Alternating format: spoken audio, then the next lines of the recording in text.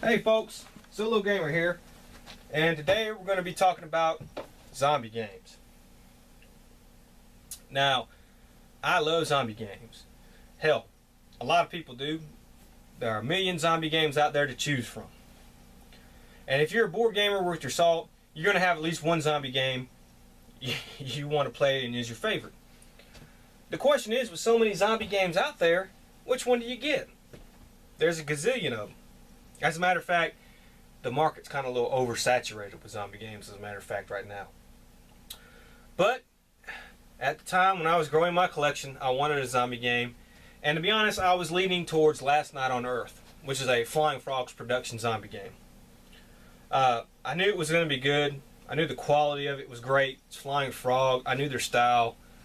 And I've seen people play through it, and it was just a great, fun-looking game. There was only one problem with that for me, and I did really want to get Last Night on Earth, was I'm a completist. If I get a game and I like it, I want to get all the expansions for it. And well, at the time, Last Night on Earth has a buttload of expansions. I mean, they got a lot of expansions, and they're even coming out with another one, Blood in the Forest.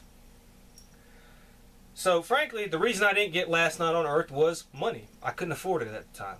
I still really can't afford it. You're talking about a couple $100.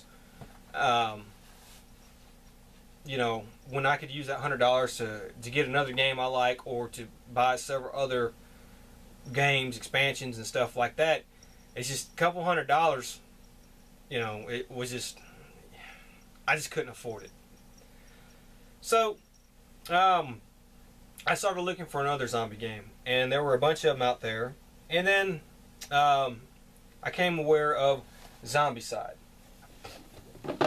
by Guillotine Games. First of all, I want to say something about Guillotine Games. Guillotine Games seems to be a good publishing company.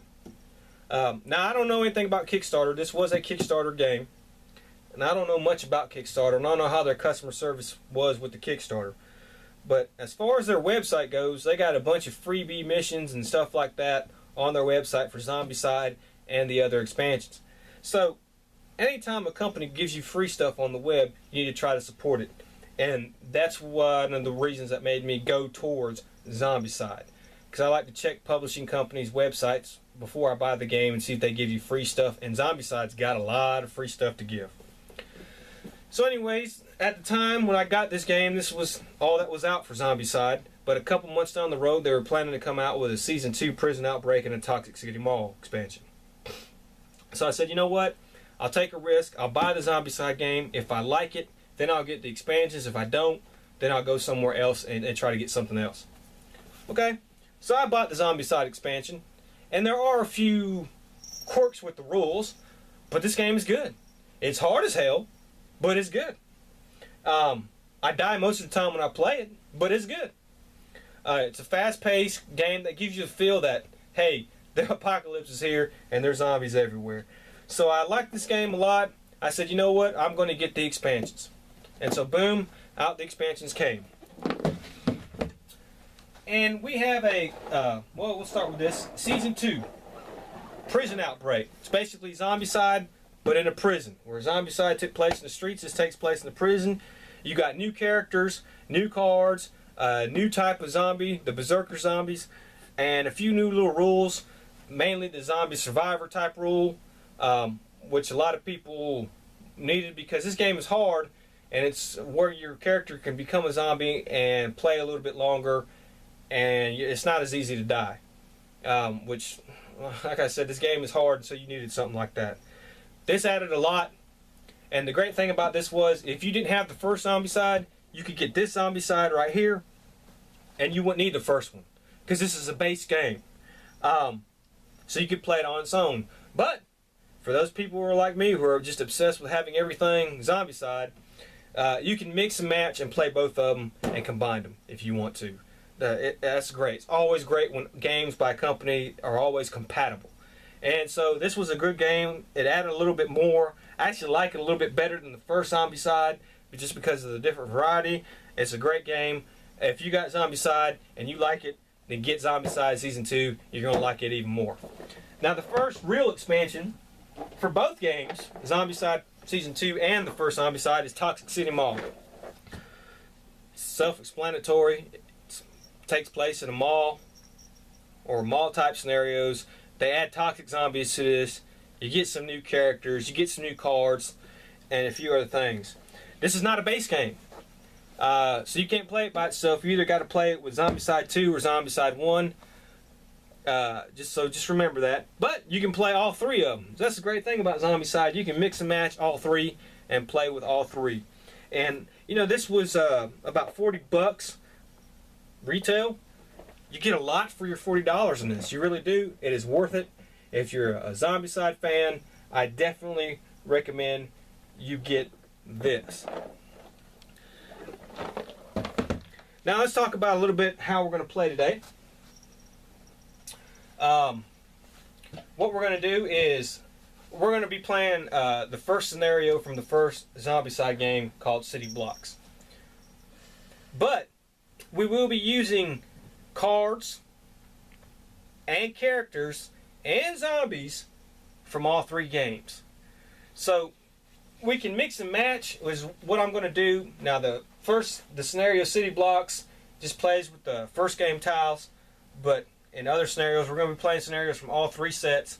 But we are going to mash up all the characters, which I picked randomly. We're going to be using all the zombies. We're going to be using all the rules from all the sets, all the cards, and we're going to see if we can survive.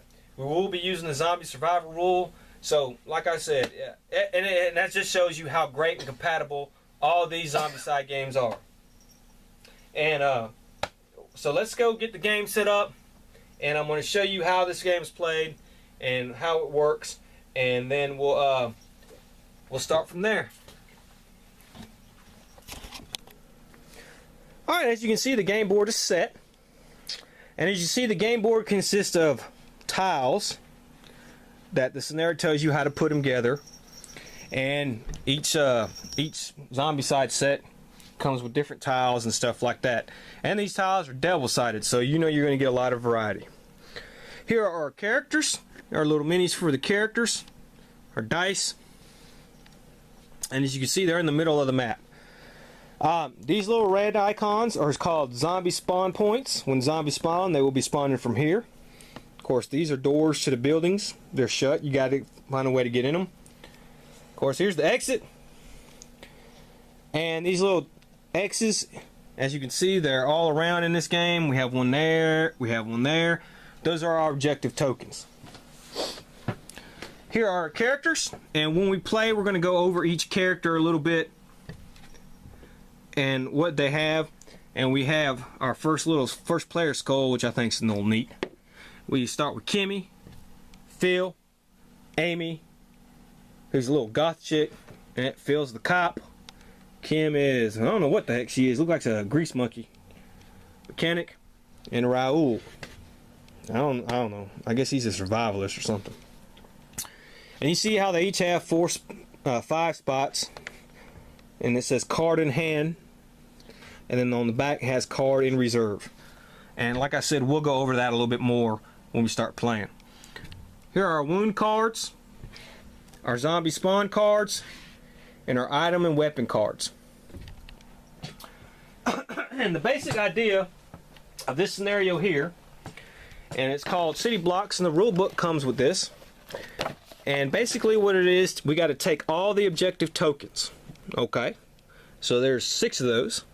Find at least one canned food card, at least one rice card, and at least one water card. Okay. Once you have achieved the objectives, reach the exit zone shown on the map with at least one survivor. Gather the equipment and survivors that escape. You win if you have at least one canned food, one rice, and one water card. So, we're playing with 4 players. We could play with more if we wanted to. But all we have to have is one player escape, and we win the game. Of course, now we're playing solo, cooperative. If you died, if your character died, I guess you wouldn't feel like winning, but you win the game. And now let's go over our zombies. We're going to have a couple different zombies, and our basic zombie is a walker. And he looks just like that. Cool little sculpt. They come in male and female variety. And walkers move 1 space every time they move. They take 1 point of damage, and they die. Here we have the runner zombie. and they move 2 spaces when they move, and they take 1 point of damage, and they die. Then we have what we call the fatty zombies. Now, when they spawn, they always spawn with 2 regular walkers.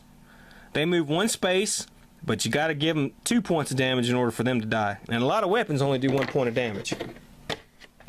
Then, last but not least, we have, let me find them here, the Abomination. Oops. Zombie.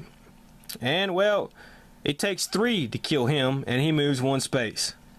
And I think there's only like 1 or 2 weapons that do 3 points of damage. And that's 3 points of damage at once. So if you got a gun that does 1 point of damage and you shoot it, then the gun does 1 point of damage. You don't get to shoot it 3 different times and then add up. No, you got to do 3 points of damage in 1 hit.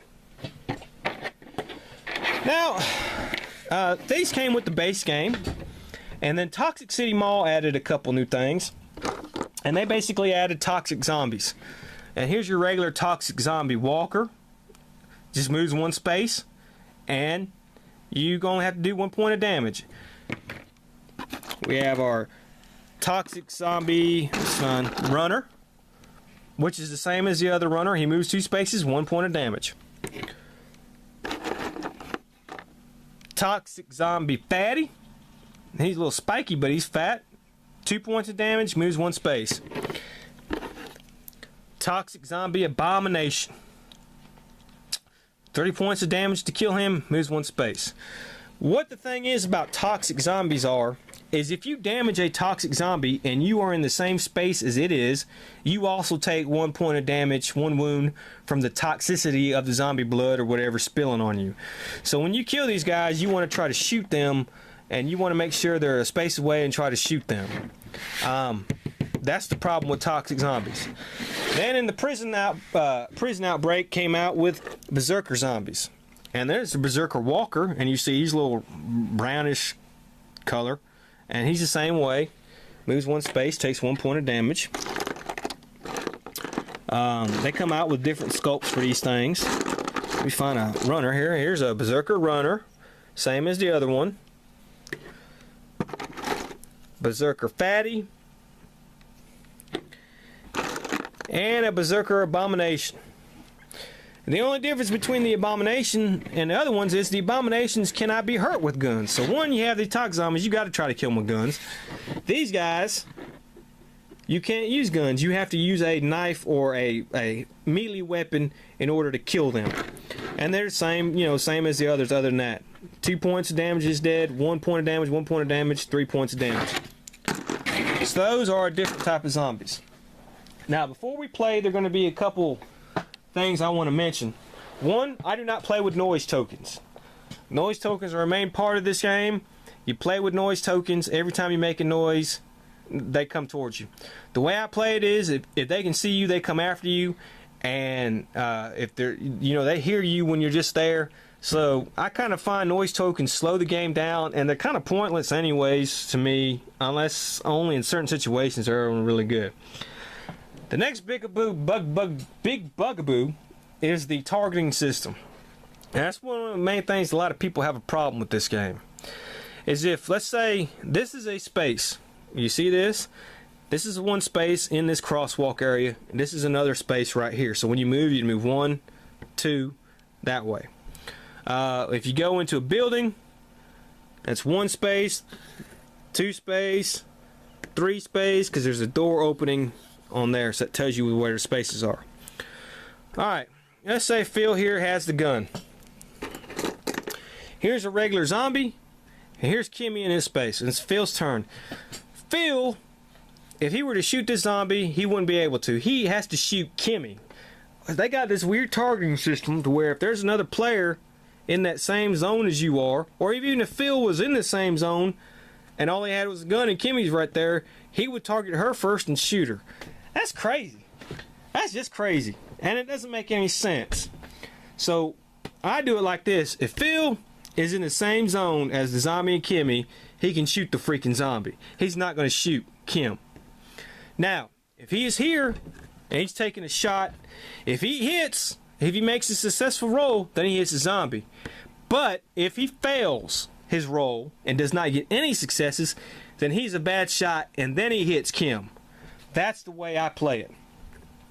Okay? That makes just more sense to me than the other way. I mean, and you know, the guillotine games with the rules on Zombicide, they're pretty lenient. They encourage you to change rules, tinker with them, play how you want to play. They're not strict by it. And you know what? Hey, that's great. I like that. That's the way I see how a game should be. And that's it with Zombicide.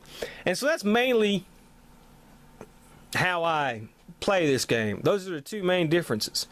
So we're going to get started next. We're going to end this now. We're going to load up. And then we're going to get started next turn with our Zombicide playthrough and see how far we can get before we're all dead, because I usually die in these Zombicide games. So see you then.